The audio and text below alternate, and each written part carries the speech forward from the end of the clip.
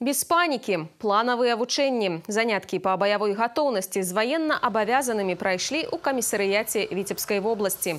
Галоўныя задачы трэніроўкі – адбіць умоўны напад варожай дыверсійна-разведвальнай групы і ахоўваць адміністрацыйную тэрыторыю.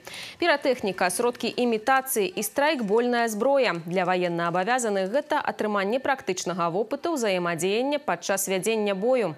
Дарэчы, такія заняткі праводзяцца 2 разы на год і накіраваны на павышэнне боевой готовности и захование территориальной целостности краины.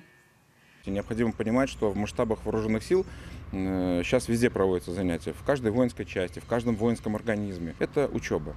Порох держим сухим. А то, что касается наших партнеров или не партнеров западных, которые наблюдают, смотрят за нами, пускай смотрят, пускай знают, что мы не агрессоры, мы всего лишь готовимся к защите нашего государства. По замыслу данного занятия против нас будет работать незаконное вооруженное формирование численностью до 10 человек. С целью этого формирования будет оказание деструктивного воздействия на органы управления, средства связи. Соответственно, задача взвода охраны – не допустить беспрепятственного проникновения данных лиц на территорию военного комиссариата и не допустить уничтожения средств связи и управления.